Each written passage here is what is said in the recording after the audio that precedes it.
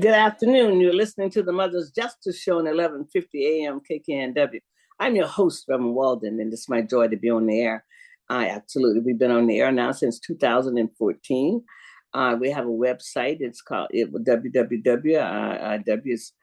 Mothers, SO Mothers for Police Accountability.org. You can check our website out. It's pretty jazzed up. And today I bring my guests on a little later. But I just wanted to say thank you to all our contributors and people who have to keep us on the line. I mean, on the air. It's the Virtuous Healing Circles right now. That's actually helping to sponsor Mothers Justice Show. Our goal as a grassroots organization is to keep Mother's goal is to keep the grassroots voice alive, not only in Seattle, but across the country. And we're working on broadening our show and making sure that we can bring other people on from other communities. My guest today will be talking about justice for Jesse, a young man who got killed by a police officer out in Auburn, Washington, and so she'll be coming on later. But this is a Women's Month. I mean, every day is women history. So, I mean, because we're always making history. But today, I want to talk a little bit about the late Fabiola Woods. I mean, Fabiola Woods was a person. Today is her birthday too, by the way. She was one of the founding members of Mothers. When I started Mothers, I called 5 women together that were my neighbors and my friends. They were the names of those women was Paquita Edwards, Janice Bell, the late Fabiola Woods, and Willette Romeus. These are women that I knew, and we held our first meeting in September 1990. We had no idea that we would still be going this long at all. Our goal then was we wanted justice, and we wanted constitutional policing. And we were the first group in America to use police accountability in our literature. But Fabiola Woods was a tireless worker in the African American community. She worked in a lot of communities, but she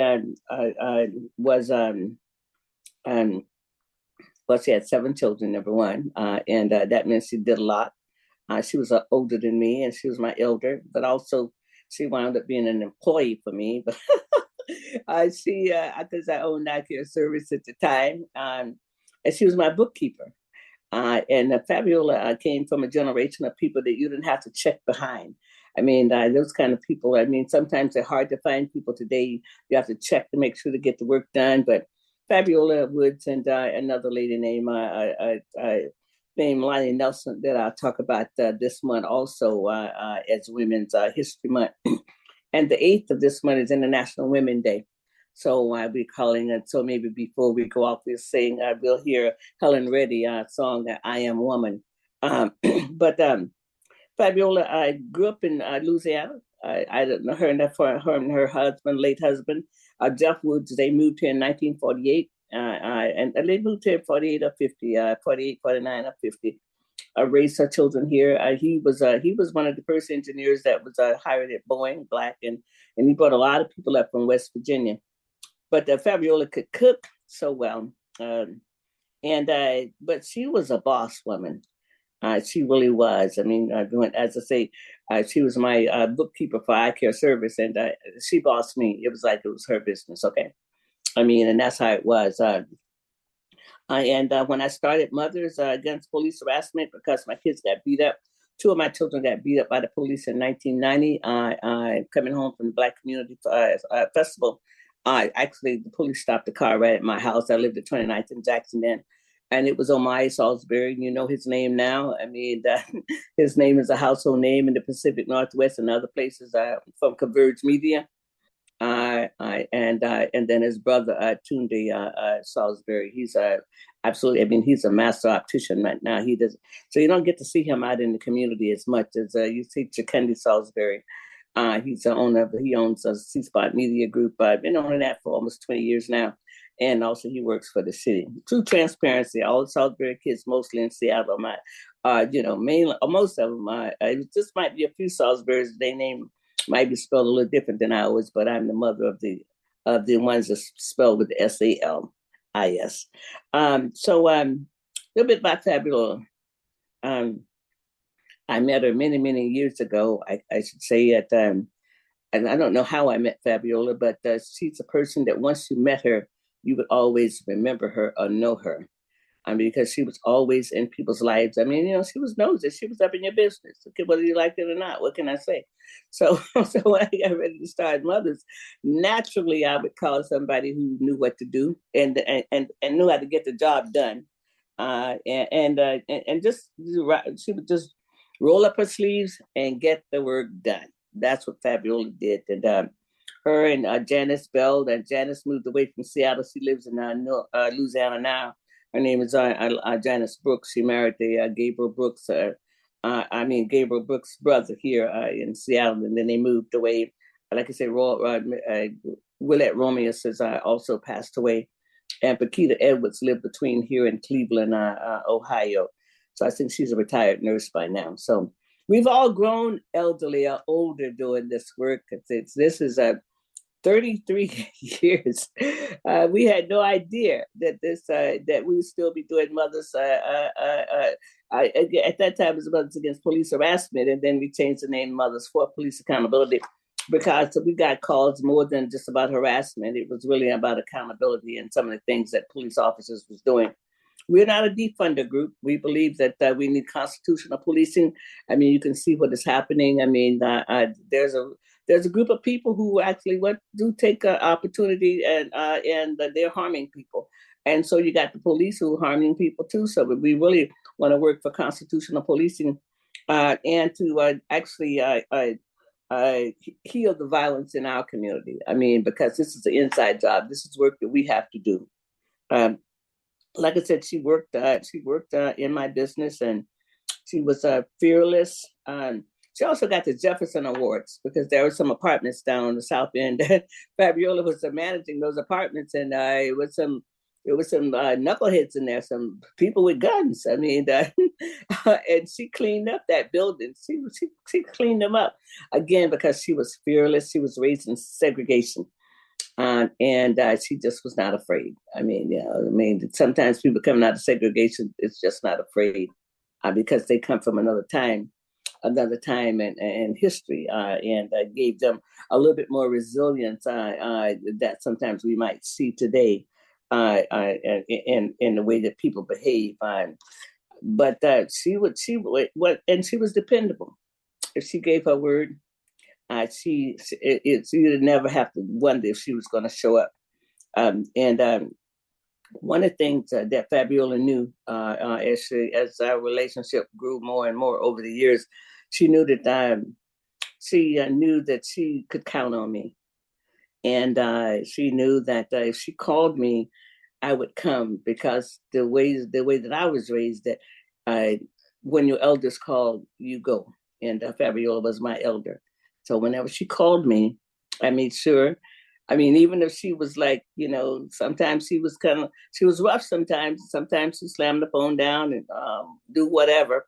And then in 15, 20 minutes later, she called me back up and said, take me to the store. I said, oh, okay. I never refused her, no matter what. I always went to see what she wanted. And that's how I run my life, and I'm glad that I am that way. My life is richer. I'm a better person because of Fabiola was in my life. I mean, she called it like she saw it. She, didn't care if you were crying, hurt your feelings or whatever. Did not care. That's very seldom she said sorry either. Very seldom. So you had to just get through it. But I loved her. She loved me. She loved my children. And she loved all the work that I was doing and always was there. And one of my mottos is that love is forever. And that's what I always say, that love is forever. And during this woman's, this is Women History Month, where Fabiola made history in Seattle. And she worked on so many other people's projects.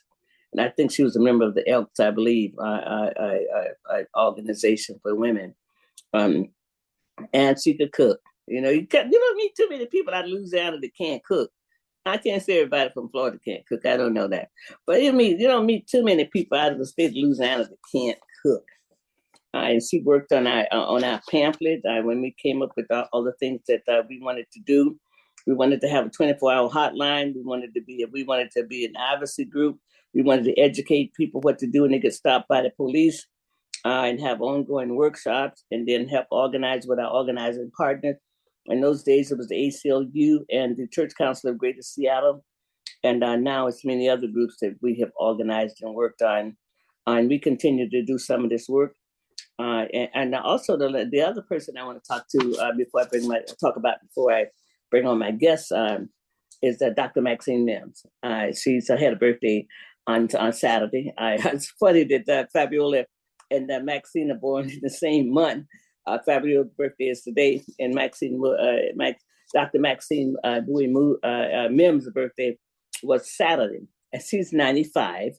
Of course, when somebody's 95 and you get an invitation, you're going to go. So I went to the party. She's the founder of the Evergreen campus down in Tacoma, and it's been going for many, many years now. And it was just standing room only on Saturday. And everybody wanted to get a picture with her. I didn't get a picture with her. I did not get a picture, but I was there. I signed the booklet. I sat I went with the Reverend Patricia Valentine, who's a real wonderful person in the community. True transparency. She's on Mother's Board, and that she helps a lot. That she's just a wonderful person. I mean, I know so many fabulous women from women history. I just know so many fabulous women. My life has been blessed that way.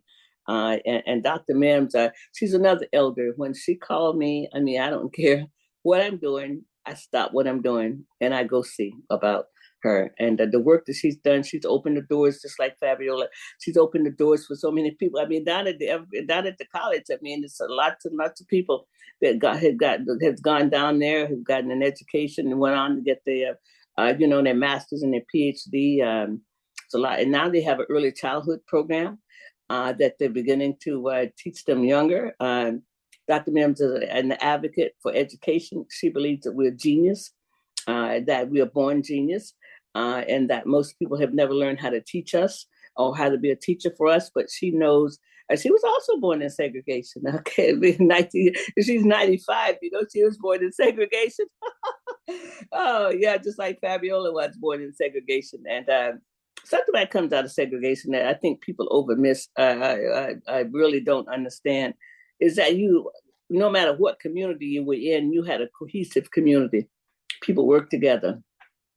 And the schools, they might have been inferior by the white standards, but what they had was love. What they had was a belief in you that you can get it done. They didn't believe that that you was not teachable or nothing like that. I mean, they didn't do any social promotion. No, if you didn't get promoted, no social promotions. But what they did in those days is that they had groups of children together, and every group would always have somebody in the group that might have been smarter than the rest of the kids. And so they helped one another. So nobody was really labeled that they couldn't learn. Special ed came along after segregation. I mean, after integration. There was no special ed growing up when I was growing up in the South. Everybody worked together. Yes, we had old books, and Dr. Mims, probably if she was here, probably say she never had a new book in her life. But that did not diminish her ability to be smart. And she went on, I think she went to Hampton. She does have a PhD. She came to Seattle when they were recruiting Black teachers here. So Dr. Mims got recruited to come to Seattle to teach, and she started in Seattle first before she went to Tacoma. Made a landmark and made an big impression here on Seattle. Helped brought other teachers here. She brought the late Ora Franklin was a teacher also that was recruited. Betty Gray and I think and her sister were recruited to come to Seattle to teach in Seattle because they didn't have a lot of Black teachers here. And So I don't know what it's like to go to school and not have Black teachers. I mean, so we come from another era. So that's also the special relationship that I have with Dr. Mims, and also with the late Fabiola Woods. She would, Fabiola was never late. So she's probably wondering, why are these people calling me late? Because she was always on time, believed in being on time. But it was a great party for Dr. Mims. I was glad to have been able to be there, and I'm so proud of knowing her. And my life is richer also, and I see all the differences she's made in people's lives. Because when I wrote a program called The Pledge of Excellence, and I took it to her, and she told me, I didn't know she told everybody that they were genius. I thought she was just telling me that, but she'll let you know that you're smart, and that once you believe that you can do it, the world can never, ever talk you down again.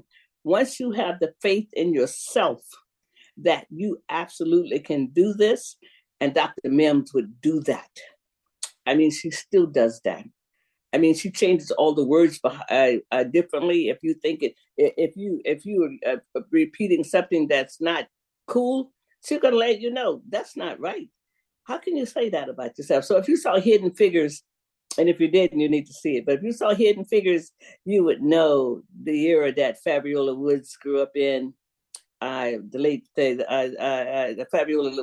Fabiola Woods and Dr. Maxine Nim grew up in, and the era that I grew up in. It was a different time. And I want to just say, hey, shout out to Women's Month for these two women. So we're going to take a break right now. You listen to the Mother's Justice Show, 11:50 a.m. KKNW. I'm your host, Reverend Walden, and we'll be right back. Thank you. The Mother's Justice Show is brought to you by H.G. Walden and the Virtues Healing Circles. Join us for Wisdom and Wellness with Reverend Walden, a monthly virtual and in-person healing circle that focuses on community healing and growth. Learn more at virtueshealing.com. That's virtueshealing.com. Also, be sure to join our healing group on Facebook. Again, visit us at virtueshealing.com today. Being a teenager is tough. There's the constant pressure to be liked. Endless worrying about college. Cyberbullying, high expectations, all the negativity. There's no question. Being a teenager is tough. And what do Washington's teens do when they want to block out the noise and clear their heads? We play! Yeah! Research shows that teenagers who participate in high school sports have lower stress levels, more confidence, and greater self-esteem. And then there's the biggest benefit of all. High school sports are fun. Not just fun. They're a lot of fun. Encourage your teenagers to participate in a sport or activity when they go to high school. They'll stress less and smile more. And they'll be laying the foundation for a happier, healthier future. This message presented by the Washington Interscholastic Activities Association and the Washington State Secondary Athletic Administrators Association. Hi, this is Dr. K. Mahina Intron, inviting you to tune in on Mondays on 1150 KKNW at 5 p.m. to Dr. K's Attuning to Your Abundance, where we honor everyday abundance through positive messages, poetry, music, affirmations, and writing exercises. For more information, contact Dr. K Workshops at gmail.com or Facebook, Dr. K's Abundance. Multicultural, multidimensional even. Alternative Talk 1150. Good afternoon. You're listening to the Mother's Justice Show at 11:50 a.m. KKNW. I'm your host, Reverend Walden, and it's my joy to be on the air. We had our weather here. I can look out and see the snow on the Cascade Mountains, and so we're surrounded by mountains. You got mountains in this area. I came from Florida, hadn't seen mountains. By the time when I got to the West Coast, it's like I fell in love with mountains. So anyway, I thank you for supporting mothers and listening to Mothers Justice Show, and to bring my guest on now. It's Miss Elaine Simon. How you doing? Nice to be here with you, Harriet, Reverend Harriet. Well, thank you. This is your second time on my show, so this is good. This is good. I mean, it's the same. We're still not talking about. We're still working on the issue of justice for Jesse. So I want you to just say, you can tell a little bit about yourself. I know that you're an art teacher, or I say you're a creative teacher. I don't know if what I know what your medium is, but I know you're a creative teacher. And you've done several things. We had several lifetimes in this life. I'm sure you have. So. Absolutely. Yes. Mm-hmm. I just, any opportunity that I get to come on and humanize my foster son, Jesse, is so important to me. In my own personal life, I'm an artist and an art teacher, and I love working with, young people in creative ways. So, and Jesse was my foster son, and so was his brother, Terrell. So I had two brothers that had lived with me. Wow. And how long have you been a foster care parent? I've been a foster parent since 1998. Okay. Since COVID, I went over into respite. So I just do respite now. I don't take any long-term children in my home. Okay. And did you ever have babies too, or just toddlers or older kids? Teenagers, adolescents. Teenagers. Okay. Yeah. Well, that in itself comes with a situation. I tell people, you haven't lived till you raise teenagers. People can talk. All these people can talk about this, that, and the other. If you haven't raised teenagers, you need to. Hey, that comes with opportunities. Terrell, Jesse's brother, he was 9. Mm-hmm. And so he aged out of the foster care system till 18. And then Jesse came to live with me when he was about 10 or 11 years old. Wow. And then they ended up putting him in another home, but we still stayed in communication. And then Jesse came back to live with me for a short window when he was 23 years old. So I pretty much have known the Sarey family almost over 20 some years. Wow. Yeah. So that means that you were, connected to this family, and you had great love for them. I mean, I know that you talk about Jesse often. I mean, on your post, and in fact, like I say, this is your second time on my show, and one thing about when young people, when anybody meets an untimely death like this, I mean, it leaves such a deep scar, a deep wound. I mean, because no mother wants to be in that club. I'm in that club. My oldest passed away 18 years ago. Hiram. He always liked for people to call his name, so he always gets in in the interviews. But no mother wants to be in this club, and I know that you are continuing to work on this case, and so you might want to just begin to kind of tell my listening audience and some of your friends about Jesse. I mean, you want to humanize him. You want people to know what you want to talk about. What do you want people to know about Jesse that the media might not have said, or what law enforcement might be gonna say? What do you want the world to know about Jesse? Well, first, just to give a little preface, on May 31st, 2019, Jesse Sarey had an encounter with an Auburn police officer. And at that time, Jesse was having a mental health crisis.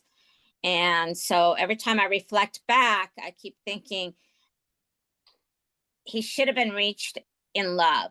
He was having a crisis, and there were so many opportunities in that brief 20 minutes before his untimely death that somebody could have said, hey, can we call someone? Do you need to relax? Do you need something to calm you down? And instead it became more volatile and exasperated. And so basically, Jesse had a contact with Officer Jeff Nelson on 2 occasions within about a 25-minute period. And the first occasion, he said that he just needs to calm down and to be on his way, and they don't want to have another call on him. And so we thought that would be it. But Nelson went solo and left behind the other police officer and actually I think he went looking for Jesse. And he found Jesse across the street, relaxing and sitting down. And by that time, Jesse had already de-escalated. And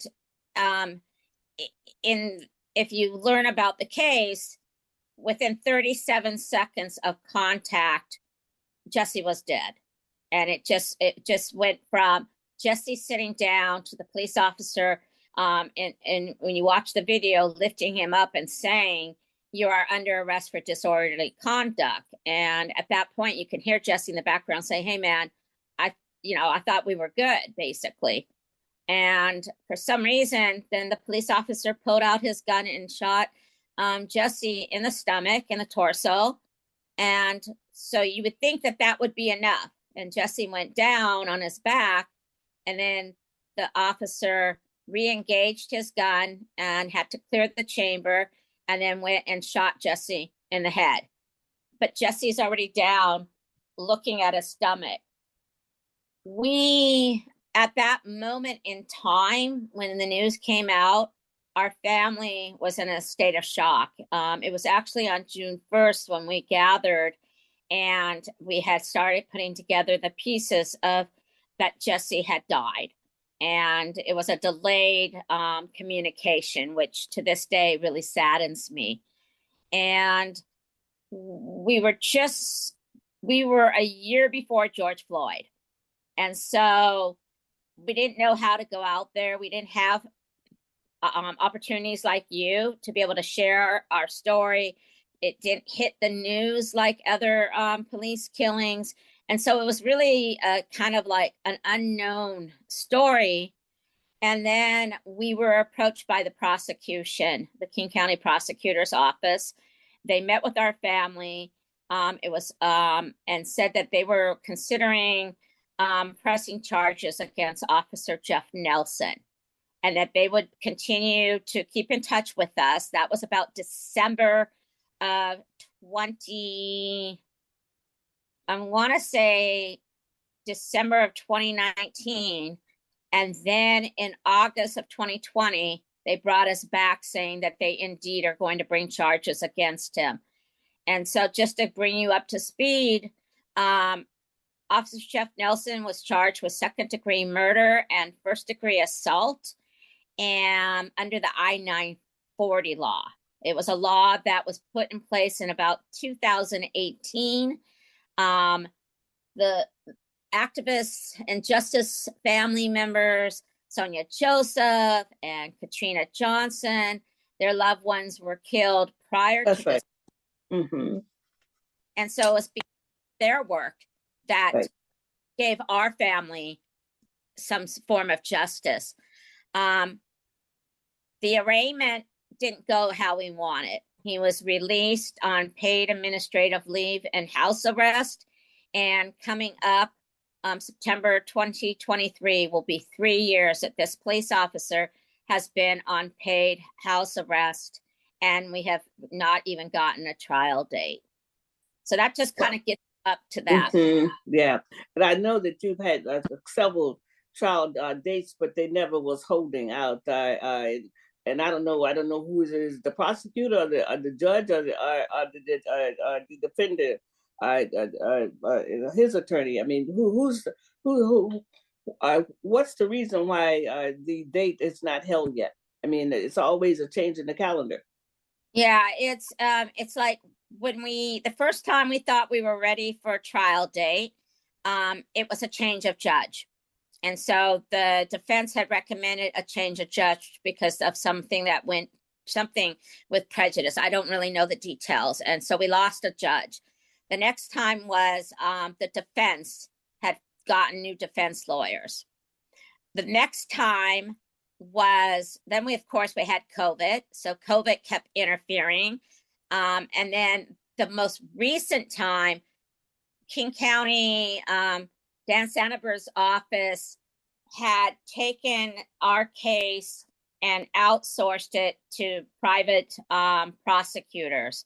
And so now we have brand new prosecutors that are I like to call them independent prosecutors in theory, because they're being paid.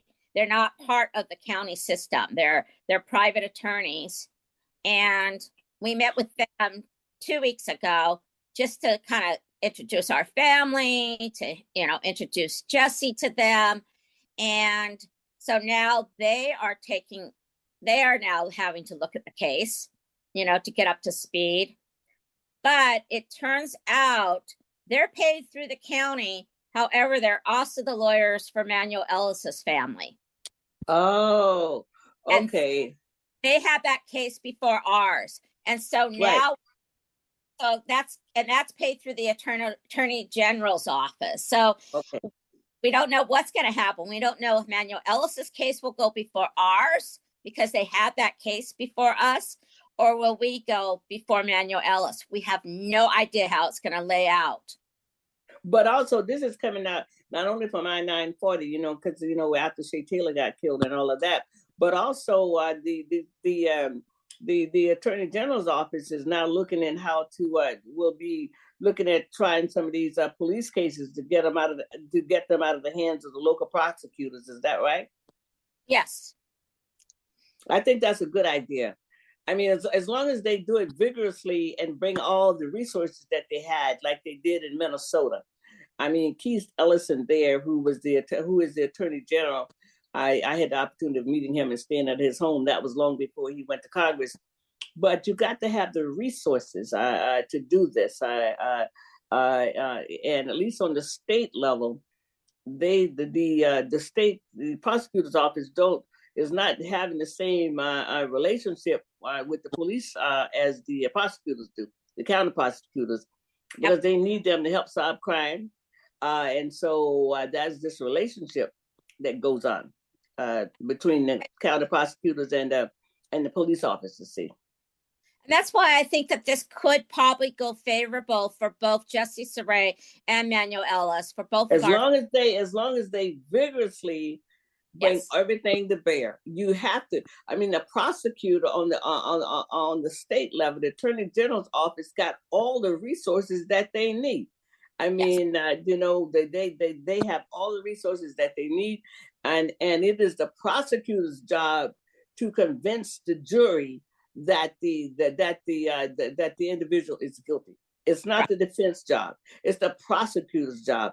And I know in a lot of these situations, the prosecutors does not defend the case vigorously enough to be able to convince the jury that the individual is guilty.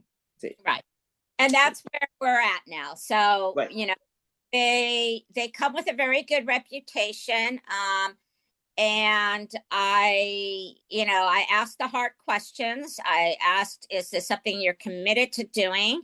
Our family has been waiting almost 3 years for it to go to trial.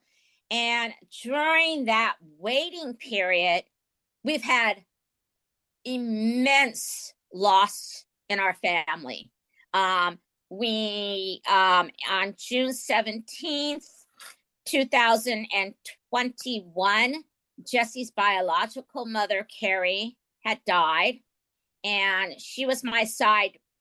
She was always with me in court, always my silent supporter. She gave me her strength, but I was her voice.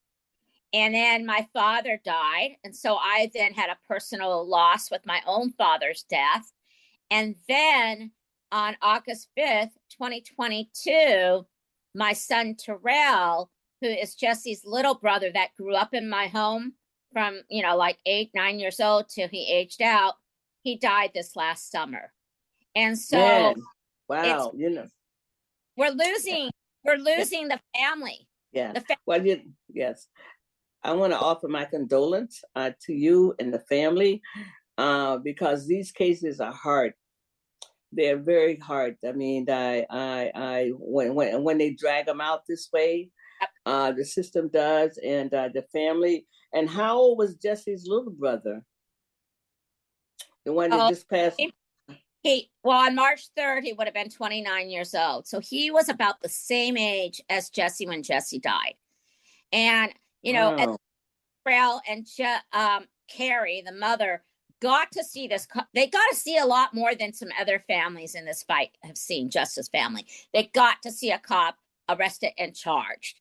But also it's something else. Go ahead. I don't mean to cut you off because I got a comment about this cop. Go ahead. Yeah, and so it's been really hard because in Jesse's biological family, there was a mother and a father. So Jesse and Terrell had the same mother and father, and then there was Jesse and Terrell. So they were actually brothers from the same mother and father.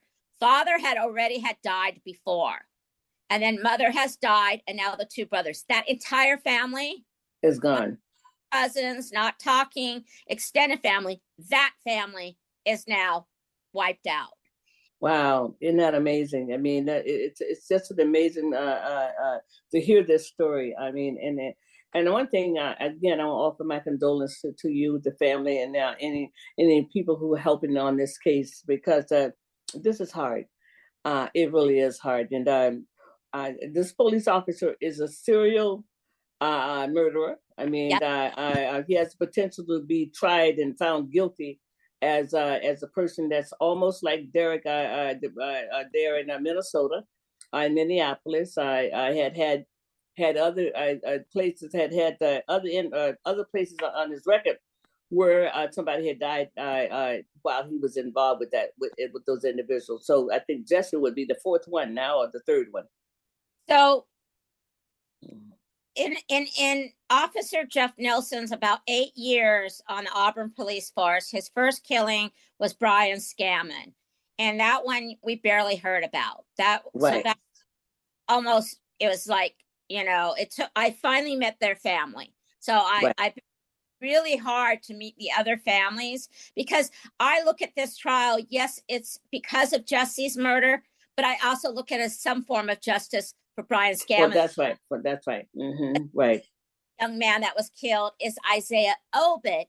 And Isaiah Obit's case was supposed to go in front of the inquest, and they had stopped the inquest.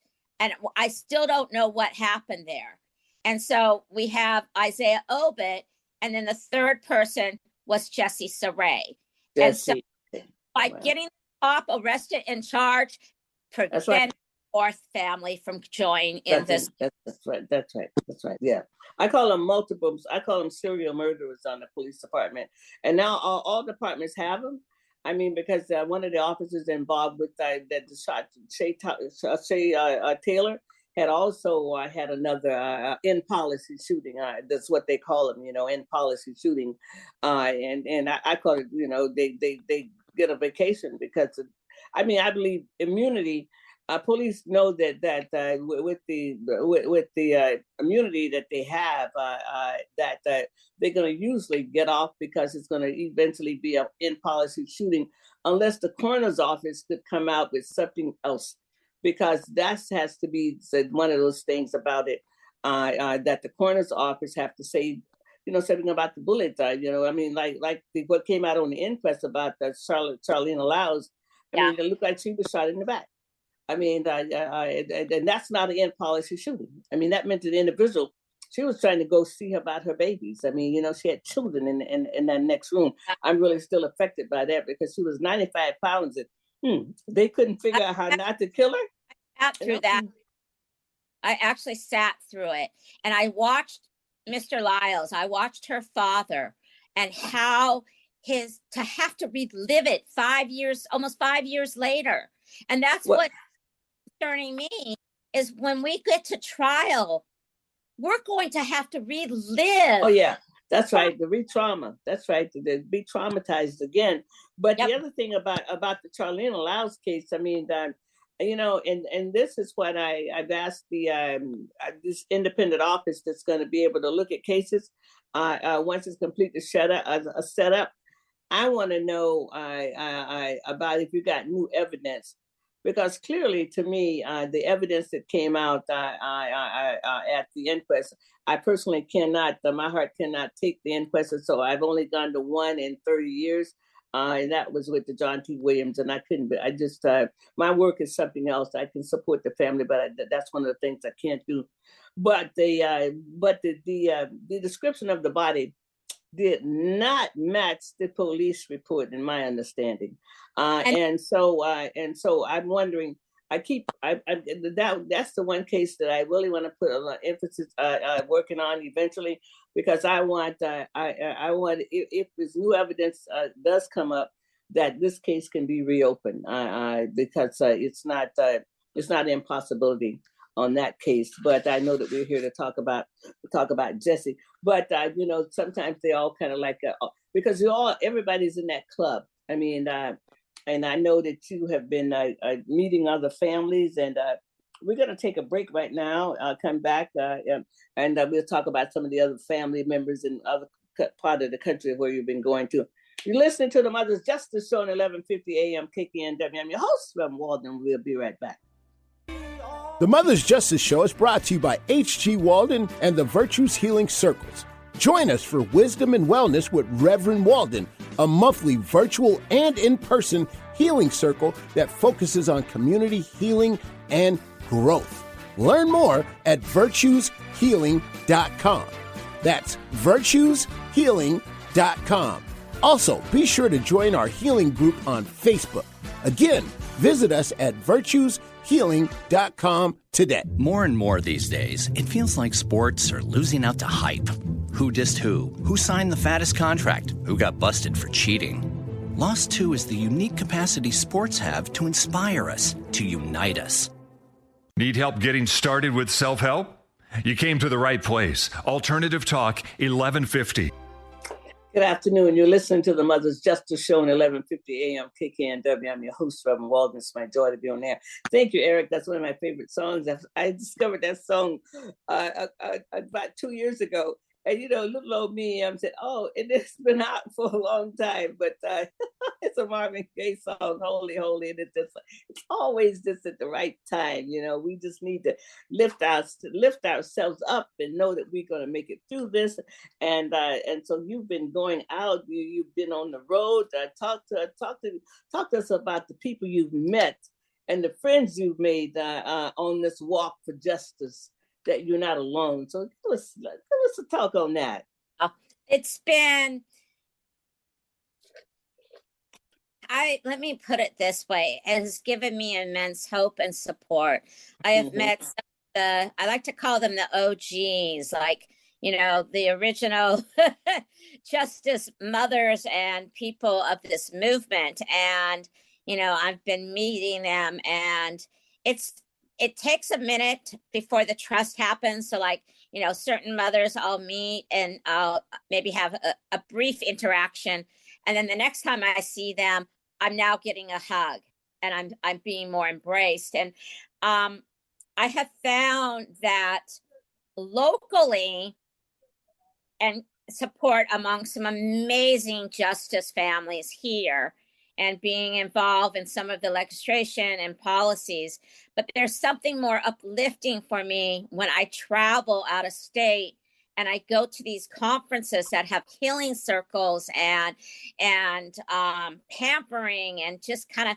So my most recent one, I was so nervous. I mean, I felt like I didn't know what I was going to be joined. And I was invited to join Reverend Wanda Johnson for her 13th annual Oscar Grant Foundation and Gala. And when I showed up there and I walked in, they had this amazing gathering for all the impacted mothers. They call it Black Mothers, the Black Mothers. And then there's me. I mean, I'm definitely not Black. But you get to be smothered in Black love, baby. I mean, when you get to be smothered in Black love and wrapped in that wrapper of Black women loving you, you're never the same, honey.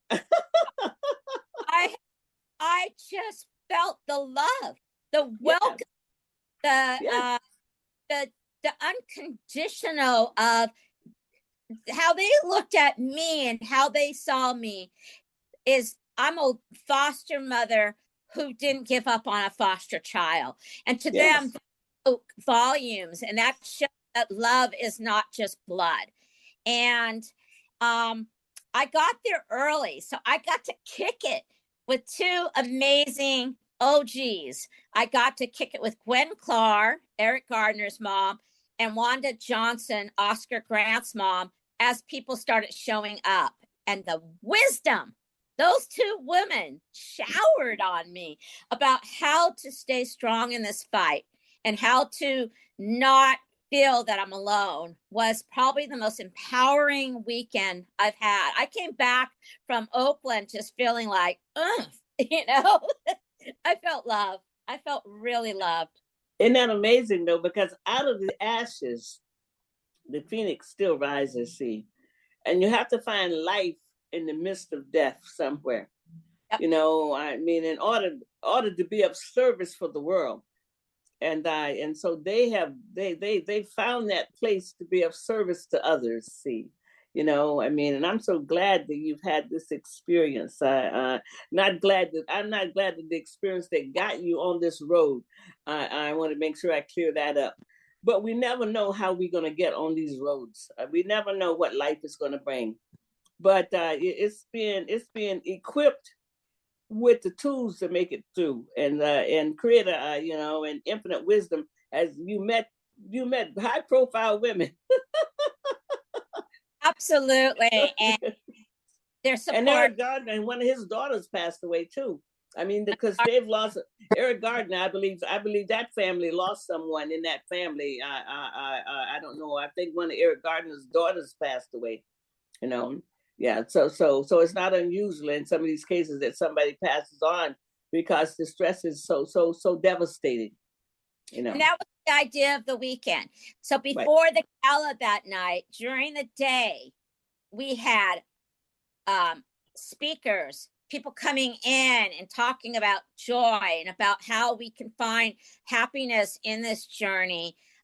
We even had 2 hours of hairstyle and makeup bonding, where we were all like in one big room and we're getting our makeup done and our hair done, and you know, that then allow us all to just kind of relax and be with each other. And so it was like this amazing thing. And you know, I'm just really excited that I continue to reach out across the nation and meet some of the most amazing justice families. And it's one thing when I meet them on Zoom and they're in the same meetings with me, and then I get to meet them in real life.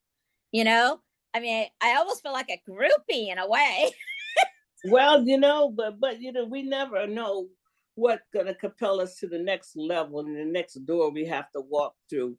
And I know I've done this. I've been doing this work now for 33 years. And I know that in order to get to the next level, there has to be some type of healing that you get through. I mean, some families never get justice. I mean, and how do they make it through?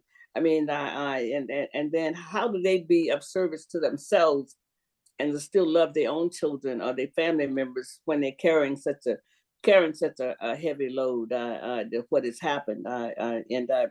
And so I want to commend you for being involved with these powerful women who was shouldered this burden, because so much of it nowadays is on video. I mean, just like Mrs. I don't want to mix apples and oranges, but no, it's the same type of thing over there in Memphis. Mrs. Andrew, I think her name is Andrew, the young man who got killed by the Memphis police, right? And then on that video, she heard him calling for his mother. And she didn't know that before the video came out. I mean, you know, and just like George Floyd was calling for his mother, you know, on that. And so that has an impact, not only on the mother who's alive, but other mothers when we hear that somebody, because, you know, mothers, even somebody 90, is going to get up if they can to go see about their child who's 70. I mean, there's something about that, and you're doing the same thing. It's just because the more you can be involved with other people, the more that lifts you, and the more strength that gives you to go be with somebody else you don't know, to help lift them. See, I was just going to say that. And so I'm at a very interesting crossroads on this journey. I'm about 4 years out since Jesse's, murder. And on this journey, I mean, there's so many people I have met. I've traveled to Minneapolis, to Washington, D.C., South Carolina, Oakland. I'm heading to San Jose at the end of this month. And then next month, I'm going out to Chicago. And all of these travels is to strengthen what I could bring back to help healing in this community. Because that is what I really need to do, is that our community needs to heal. Right. And like everybody, that's right. Healing is possible. And one of the things I'm involved with, the healing with the virtues. I'm a facilitator, and we're offering healing circles also with the Virtues Project, because I'm a facilitator there. So that's also might be something we want to talk about at another time. But one little quick thing I wanted to mention to you was, since you met Mrs. Grant, Oscar Grant's mother, I was on a film when it showed here in the Seattle area, and I was on the panel. And one of the things I was struck by is that he was obedient, and because his mother asked him not to drive, and he went on BART. He did. I mean, if that's true, and I was in tears on that panel. I just was no good, because all mothers, and I thought about all the time I asked my children to be obedient, and I was taught that obedience was better than sacrifice. And then he was obedient, and he didn't make it home, and that really touched my heart in a different way, because you want your children to be obedient, and he was, and he went on the train and he didn't come back alive, and so that was always something. I hope I can meet her one day, because I just would just like to have a conversation, just to give her a hug, because he did exactly what she said, He did, and I'm sure that has weighed heavy on her too at times, that she had to work through that, because he didn't want it. He was reluctant. He wanted to drive his car, and he didn't come back. But I am just so, this is I always say, when we're working with people who are affected on either side of this equation, whether it's police violence, community violence, there's a privilege to be able to be invited in people's lives, to be part of the healing process. And I hope that, just talking about it and being on Mother's Justice Show, knowing that our goal is to keep the grassroots voice alive, not only here and but around America. And we also do violence also in the community. Sometimes we have to have other mothers on, because we're all in the same club. I mean, we're all in the same club. And that's what unites us in some way, because that loss is forever. And I just appreciate you coming on.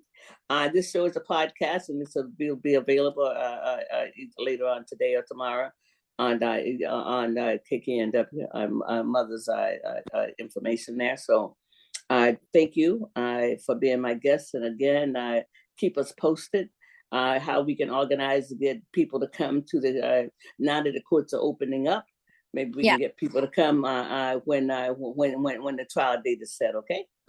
Yeah, and we'll definitely let people know. Okay. Being March 31st, and we believe that on that day is when they're going to set the trial date, and we're hoping that is true. All righty, then we're out of time, but I'll bring you back on. You'll let me know. All right. Thank you for coming on. Thank you so much, Elaine. All right. God bless you. God bless you in the work. All right, thank you. You listen to the Mother's Justice Show on 11:50 a.m. KKNW. I'm your host, from Walden. My joy to be on there. Have a good week, and I'll be seeing you later. Thank you.